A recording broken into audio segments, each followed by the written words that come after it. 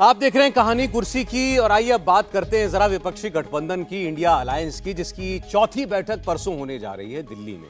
इससे पहले पटना में, बेंगलुरु में और मुंबई में मुलाकातें हो चुकी हैं, लेकिन अब खुल करके इस अलायंस के लोगों ने कहना शुरू कर दिया कि बड़ी देर हो गई, कांग्रेस पार्टी अभी तक चुनाव में व्यस्त थी, लेकिन अब तेजी से आगे हमें बढ़ना पड़ेगा और सीटों के बंटवारे पर बात होनी चाहिए। तो ये कुछ दलों का जोर इस बैठक में इसी बात पर रहेगा कि जल्द से जल्द आप सीट शेयरिंग पर बात कीजिए।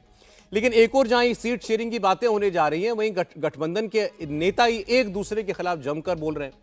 अरविंद केजरीवाल ने तो पंजाब की सभी 13 सीटों पर अपनी दावेदारी ठोक दी है। उन्होंने भटिंडा में एक सभा करते हुए कहा कि सारी की सारी 13 सीटें, चंडीगढ़ की सीट भी आप आम आदमी पार्टी को दीजिए, आम आदमी पार्टी की झोली में डालिए। इतना ही नहीं, उन्होंने कांग्रेस पार्टी के खिलाफ बोलते हुए कहा कि कांग्रेस ने पंजाब में कौन सा बड़ा काम किया। कोई काम कांग्रेस पार्टी ने नहीं किया। आम आदमी पार्टी को आपने विधानसभा चुनाव में चुना है और अब आम आदमी पार्टी को लोकसभा के चुनाव में भी अपनी पहली पसंद बनाई। तो ये तो इंडिया अलायंस के नेताओं का हाल है और इसकी वजह साफ है कि कांग्रेस पार्टी सबसे बड़ी पार्टी इस वक्त आप कह सकते हैं आम आदमी पार्टी के बाद पंजाब में है, और वो ये भी जानते हैं कि अरविंद केजरीवाल की अगर वोट लेना है तो कांग्रेस के खिलाफ बोलना ही पड़ेगा। सुनते हैं अरविंद केजरीवाल की बात। वोट दिया था रंगला पंजाब बनाने के लिए, दिल्ली का काम देख के आप लोगों ने पंजाब के अंदर वोट दिया था। अब ये सारी पार्टी वाले बड़े दुखी हो गए हैं। इनको लग रहा है अब इनकी परमानेंट नौकरी गई, अब इनको दोबारा कोई वोट नहीं देगा। जैसे दिल्ली में 3 बार, पहली बार लोगों ने 28 सीट दी, दूसरी बार 70 में से 67 सीट दी, तीसरी बार 70 में से 62 सीट दी। पंजाब में आपने 117 में से 92 सीट दी। मेरा दिल कहता है अगली बार 117 में से 110 से ज्यादा सीट आएंगी आम आदमी पार्टी की। और अभी लोकसभा के अंदर चुनाव आ रहे हैं, 13 सीट पंजाब की है और 1 सीट चंडीगढ़ की है। मेरा दिल कहता है जिस तरह से अभी पंजाब के अंदर घर घर के अंदर खुशी छाई हुई है, किसी का बिजली का बिल बंद हो गया, किसी के बच्चे का एडमिशन हो गया, कोई तीर्थ यात्रा में चला गया, किसी का बिना रिश्वत काम होने लग गया, सारे हर आदमी को फायदा हो रहा है पंजाब के अंदर। 13 की 13 सीट आप आम आदमी पार्टी को दीजिएगा, हमारे हाथ मजबूत कीजिएगा। ये सारी पार्टियां बहुत दुखी हैं, ये सारी पार्टियां अब इकट्ठी हो गई हमारे खिलाफ। सारी पार्टियां तो इकट्ठी हो रही है नरेंद्र मोदी के खिलाफ, और वो कह रहे हैं कि सारी 13 की 13 सीटें हमको दे दीजिए पंजाब की। अभी फिलहाल मैं आपको बता दूं 7 सीटें 13 में से कांग्रेस पार्टी के पास है, अरविंद केजरीवाल के पास 1 सीट है। पूरे देश में उनके पास 1 लोकसभा की सीट है। थोड़ा सा और पीछे जाकर के आप याद कीजिए, दिल्ली के अंदर कांग्रेस पार्टी के एक नेता ने यह बयान दे दिया था कि हम 7 की 7 सीटों पर अपनी तैयारी कर रहे हैं। तो आम आदमी पार्टी के नेता बड़े नाराज हो गए थे और कहा था कि फिर गठबंधन की बैठक में जाने का कोई मतलब ही नहीं है। क्या मतलब हुआ इस अलायंस का, इंडिया अलायंस का, अगर कांग्रेस ये कहती है कि हम सारी सीटों पर उतरने जा रहे हैं, हम तैयारी करेंगे, तो आज वो क्या कर रहे हैं। और एक और दूसरी तस्वीर आप देख रहे थे जिसमें वाटर कैनन वगैरह चल रही थी। तो अरविंद केजरीवाल कांग्रेस के खिलाफ बोलकर वोट मांग रहे हैं, कांग्रेस पार्टी आम आदमी पार्टी की सरकार के खिलाफ सड़क पर प्रदर्शन कर रही है पंजाब के अंदर। तो ये परिस्थिति बनी हुई, ये हालात बने हुए हैं। ये हाल है इंडिया अलायंस का। परसों बैठक होने जा रही है, उससे पहले देखिए सौरभ जी, अभी इससे पहले की टिप्पणी मैंने कहा था ना कि ये गठजोड़ जैसी कोई चीज़ है ही नहीं, ये भ्रम है। और एक और चीज़ मेरे ध्यान में अब आ रही है कि क्या ईडी वाला नोटिस कुछ काम कर रहा है क्या। देखिए बहुत दिन बाद अरविंद जी बोले, पता नहीं कहाँ चुप हो गए थे एकदम। उस वक्त कह रहे थे कि हमें प्रचार वगैरह करना है, 4 राज्यों में हम बड़ी मजबूत स्थिति में रहने वाले, इसलिए ये सब नोटिस समन वगैरह किया जा रहा है। उसके बाद अचानक शांत हो गए। न वो भारतीय जनता पार्टी के खिलाफ कुछ बोल रहे हैं, न नरेंद्र मोदी के खिलाफ कुछ बोल रहे हैं। और आज देखिए हम उनको सुन रहे हैं तो कहानी कुर्सी की ऐसी हो गई है कि वो सिर्फ और सिर्फ कांग्रेस के खिलाफ बोल रहे हैं। तो मुझे तो लगता है कि दिल्ली और पंजाब, इन दोनों जगहों पर अब कोई भी समझौता हो पाएगा लगभग असंभव हो गया है। और अगर समझौता नहीं हो पाएगा तो 2019 से कोई उलट स्थिति होगी, ये भी मुझे होती नहीं दिखती है। और ये भारतीय जनता पार्टी के लिए, नरेंद्र मोदी के लिए इससे सुंदर खबर क्या होगी। या कोई प्रेशर बनाने की टैक्टिक्स है क्या। अब जाहिर है अब लोग इंडिया अलायंस में बातचीत शुरू होने वाली है सीटों को के बंटवारे को लेकर के। उनके मतलब की तो यही 20 सीटें हैं दिल्ली और पंजाब की, तो शायद वहां कोई दबाव बनाना चाह रहे हो। मुझे नहीं लगता कि अरविंद केजरीवाल को बनाना चाहेंगे। हाँ, अगर मध्य प्रदेश, छत्तीसगढ़, राजस्थान में आम आदमी पार्टी कोई बेहतर प्रदर्शन कर देती, एक आध सीट जीत जाती, तो वो कह सकते थे यार वोट प्रतिशत में कोई अच्छा वोट ले जाती। आप देखिए 2018 के चुनाव में आम आदमी पार्टी को 0.92% वोट मिले थे मध्य प्रदेश में। और अभी अरविंद केजरीवाल और भगवंत मान मध्य प्रदेश के अंदर लगातार Arvind model of governance Delhi की बात करते रहे, पंजाब मॉडल की बात करते रहे और बोले कि मध्य प्रदेश को हम पंजाब जैसा और दिल्ली जैसा बनाएंगे। परिणाम क्या आया? 0.94% जो 2018 में मिले थे वही वोट बैंक मिला और सारी सीटों पे जमानत जब्त हो गई। जो इनकी मेयर थी सिंगरौली की, उसकी भी जमानत जब्त हो गई जो विधानसभा का चुनाव लड़ रही थी। तो मुझे लग रहा है कि आम आदमी केजरीवाल को यह भी बात पता है कि हिंदुस्तान के अंदर उनका जो एक्सपांशन का प्लान था वो पूरी तरीके से फेल हो चुका है। अब उनका पूरा फोकस किसी भी तरीके से दिल्ली की 7 सीटें और पंजाब की 13 सीटें, जहाँ जिन 2 राज्यों में उनकी सरकार है वहां पर है। गुजरात में इन्होंने जरूर 5 सीटें जीती थी, जिसमें से एक एमएलए भारतीय जनता इस्तीफा दे दिया, भारतीय जनता पार्टी ज्वाइन कर रहे हैं। तो मुझे ऐसा लग रहा है कि इन 20 सीटों की लड़ाई आम आदमी पार्टी लड़ना चाहती है कि 20 सीटें हमें मिले, कांग्रेस से सीटों की इसमें मांग न करे। लेकिन पंजाब कांग्रेस किसी स्थिति में नहीं छोड़ेगी। कांग्रेस के वहां से 7 सांसद है। ये बात अलग है कि कैप्टन अमरिंदर की वाइफ जो वहां से सांसद है कांग्रेस की, उसको पार्टी से निकाल दिया गया है, लेकिन कांग्रेस का वहां संगठन मजबूत है। वहां भारतीय जनता पार्टी, कांग्रेस जितनी मजबूत पंजाब में नहीं है, ये भारतीय जनता पार्टी जानती है। कांग्रेस का वहां ग्राउंड है और आम आदमी पार्टी अगर कांग्रेस को वहां स्पेस नहीं देगी 7 से 8 सीटें, तो ये तय मानो कि वहां पर कांग्रेस आम आदमी पार्टी का गठबंधन नहीं करेगी। और जब वहां पर बात नहीं बनेगी तो दिल्ली में स्वाभाविक रूप से बात नहीं बनेगी, जहां पर 2019 के लोकसभा चुनाव में कांग्रेस दूसरे स्थान पर थी और आम आदमी तीसरे स्थान पर थी। तो यहाँ पर तय मानना कि कितनी भी बैठक करे, परसों भले इंडिया गठबंधन की बैठक हो जाए, सीटों के डिस्ट्रीब्यूशन में इनमें सहमति नहीं बनेगी और आखिरकार ये सब आपस में अलग अलग लड़ेंगे। अब जरा अरविंद केजरीवाल के पॉइंट ऑफ व्यू से सोचने की कोशिश करें। हालांकि बड़ा मुश्किल काम है कि वो क्या सोचते हैं, इसको कोई इमेजिन कर पाए, क्योंकि वो बहुत अनप्रेडिक्टेबल किस्म की राजनीति वो करते हैं। लेकिन वो क्या चाहेंगे कि अलायंस में शामिल रहें, नरेंद्र मोदी को रोकने के लिए कॉमन कैंडिडेट के ऊपर चलें जितनी सीटों पर मुमकिन है, या जितनी सीटों पर वो खुद लड़ पाए उनके लिए उतना अच्छा है? बड़ी मुश्किल है। देखिए, पंजाब में जिस पार्टी के खिलाफ, कांग्रेस के खिलाफ आप चुनाव लड़ी, तो क्या अपने कार्यकर्ताओं को आप बोलेंगे कि अच्छा आप इन सीटों पे आप कांग्रेस के लिए वोट मांगे? बड़ा मुश्किल स्थिति है। यही जो है दिल्ली में होगा। आप एक पार्टी के खिलाफ, जिसके खिलाफ चुनाव लड़ रहे हैं, उसमें आप अपने कार्यकर्ताओं को कैसे अचानक कहेंगे कि अच्छा अब इस पार्टी के लिए आप लोगों से वोट मांगने लगते हैं? ये बहुत जगह होगा, यही नहीं होगा, ये पश्चिम बंगाल में होगा, बाकी जगहों पे होगा, जहाँ पे भी कांग्रेस जो है वहाँ क्षेत्रीय दलों के साथ चुनाव के अगेंस्ट चुनाव लड़ती आई है। वहाँ पर क्षेत्रीय दलों के लिए बड़ा मुश्किल होगा कि वो कांग्रेस के लिए ऐसा कोई स्थिति बना पाए जहाँ पर उनका काडर जो है, उनके समर्थक जो है वोट मांग रहे हों।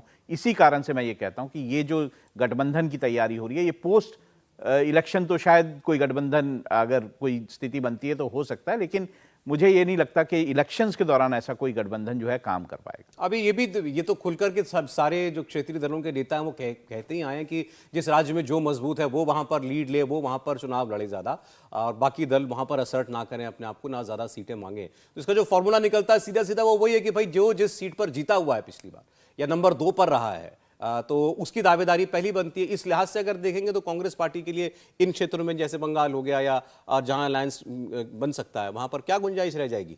नहीं, मुझे लगता है कि ये तो प्रेसिडेंट खुद कांग्रेस ने तय कर दिया। अगर उसने मध्य प्रदेश, राजस्थान और छत्तीसगढ़ में आम आदमी पार्टी, समाजवादी पार्टी, इनको कुछ सीटें दी होती, भले 1 दी होती, 2 होती, 3, 4 होती, अगर वो दी होती तब तो ये वाला फॉर्मूला चलता। अभी क्या है, जहां जो मजबूत है वो किसी को घुसने नहीं देगा, डंडा लेके बैठेगा, चौकीदारी करेगा, दूसरा हमारे वोट बैंक पे ना घुसा है।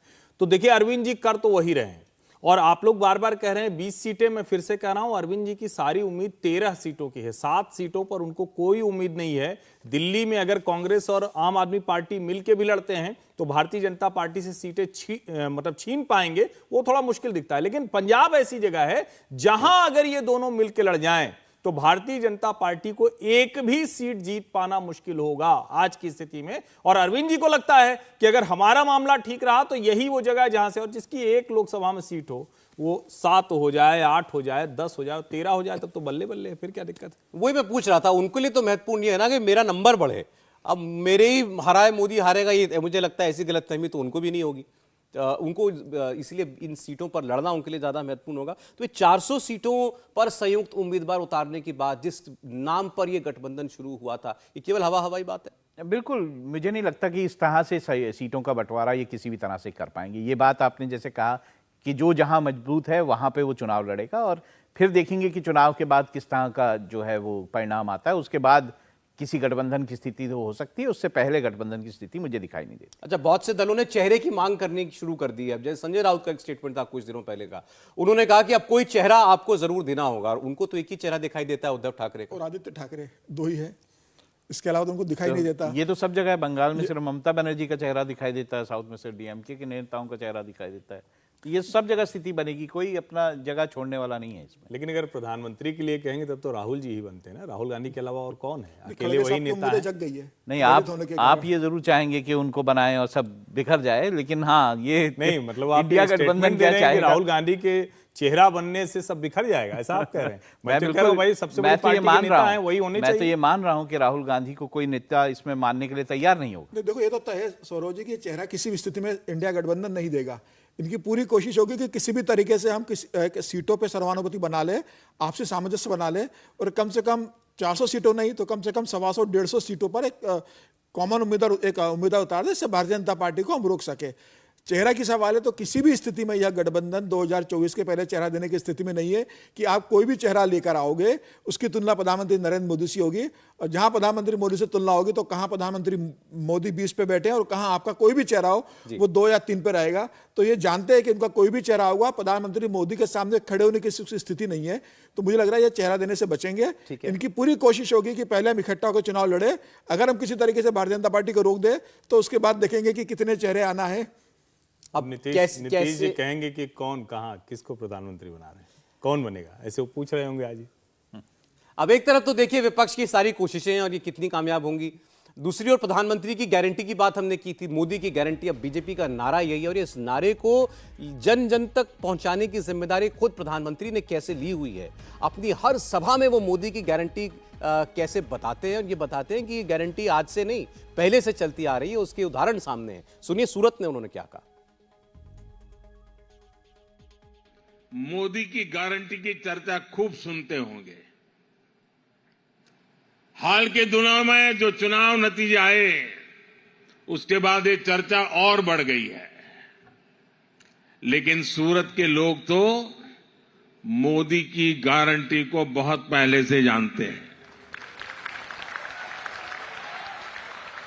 यहां के परिश्रमी लोगों ने मोदी की गारंटी को सच्चाई में बदलते देखा है, और इसी गारंटी का उदाहरण ये सूरत डायमंड बुर्स भी है। बीते 10 सूरत में डायमंड बोर्स के ओपनिंग के कार्यक्रम में प्रधानमंत्री नरेंद्र मोदी ये बात कह रहे थे। एक नारे के तौर पर इसको आप कैसा देखते हैं, मोदी की गारंटी कितना घर करने वाला नारा है? देखिए, इन्होंने एक्सप्लेन भी किया उसे प्रधानमंत्री ने कि नीति, नियत, नेतृत्व और जो ट्रैक रिकॉर्ड है, तो उसको उन्होंने एक तरह से लोगों को समझाया है कि जब वो बोलते हैं कि मोदी की गारंटी क्या है तो उसका असली मतलब क्या है। और इसमें चाहे नीति हो चाहे नियत हो, और नीति के बारे में तो हमने देखा है कि किस तरह से सरकार ने कई सारी नीतियों में बदलाव किया है, उसे जो है लोगों के लिए सहूलियत के हिसाब से चेंज किया है। नियत जो है वो साफ दिखाई देती है, और नियत के कारण ही जो आप देख रहे हैं जो इस वक्त विकास हो रहा है देश में, वो इसी कारण से हो रहा है। साफ नियत है, और वो नियत की बात जब करते हैं तो वो ये जितने भी वो कोशिशें कर रहे हैं कि ब्लैक मनी हट जाए, ये सारी नियत के तहत आता है। और नेतृत्व में कोई आप तुलना ही नहीं है। मतलब अगर हम प्रधानमंत्री नरेंद्र मोदी की तुलना किसी और नेता से करेंगे तो वो बहुत ज़्यादा आगे आपको दिखाई देंगे। और ये भी बात है कि परफॉर्मेंस जो है वो दिखाई देती है, धरातल पे दिखाई देती है इस सरकार में। तो नारों की आप बात करें, दूसरा नारा भी आपके सामने है, विपक्ष का नारा उनका है जुड़ेगा भारत, जीतेगा इंडिया, और एक तरफ मोदी की गारंटी। इन दोनों के बीच में चुनाव करना है जनता को। देखिए, भारतीय जनता पार्टी 2024 के लिए ये प्लान कर रही है कि जैसे घोषणा पत्र आता है वैसे मोदी की गारंटी का एक अलग घोषणा पत्र निकाला जाएगा कि मोदी ये गारंटी देने जा रहे हैं। मुझे लग रहा है 2024 के अंदर प्रधानमंत्री नरेंद्र मोदी की गारंटी ही सबसे बड़ी गारंटी होगी भारतीय जनता पार्टी के लिए, और मोदी की गारंटी में ही पार्टी बढ़ेगी। और ये बता रहा है कि प्रधानमंत्री ने अभी पिछले जो लोकसभा चुनाव हुए 3 राज्यों के, खासतौर से मध्य प्रदेश, राजस्थान और आप छत्तीसगढ़ के देखेंगे, तीनों राज्यों में मोदी ने हर बार अपनी मोदी की गारंटी का जिक्र किया। स्थानीय लेवल पर संगठन ने मोदी की गारंटी का जिक्र किया। अब ये तय मान लीजिए इन 3 चुनाव परिणामों के बाद अगले 2024 के लोकसभा चुनाव में प्रधानमंत्री मोदी की गारंटी, प्रधानमंत्री मोदी का ही चेहरा रहने वाला है। और अब विपक्ष कितनी भी गारंटी की बात कर ले, मोदी की गारंटी सब पर भारी पड़ने वाली, ये तय है। जी ठीक। अच्छा, प्रधानमंत्री से एक बड़ा इंटरेस्टिंग सवाल हुआ उस इंटरव्यू के अंदर, पूछा कि बहुत से लोग समझ नहीं पाते कि मोदी का करिश्मा क्या है, ये एक्स फैक्टर क्या चीज़ है। तो उन्होंने कहा ये एक्स फैक्टर आप दो चीज़ों से समझिए कि मेरे पास दो आशीर्वाद हैं, एक तो जनता का आशीर्वाद मेरे पास है और दूसरा एक दैवीय शक्ति काम करती है, वो दैवीय शक्ति का आशीर्वाद मेरे पास है। अब मोदी का वो जनता का आशीर्वाद मिलने के लिए दैवीय शक्ति की से ही प्रार्थना की जा सकती है इस वक्त तो विपक्ष की तरफ से। नहीं देखिए, आपने वो जो नारा जो बताया ना कि विपक्ष कह रहा है कि जुड़ेगा भारत जीतेगा इंडिया, अब कैसे जुड़ेगा भारत? उत्तर दक्षिण का भेद कौन कर रहा है? हिंदी और गैर हिंदी का भेद कौन कर रहा है? तो आप पूरब पश्चिम उत्तर दक्षिण को लड़ा देना चाहते हैं, उसके बाद कहेंगे कि जुड़ेगा भारत। राम से पूरा देश जुड़ता है और आप आज तक तय नहीं कर पाए हैं कि राम मंदिर पर आपको क्या रुख तय करना है।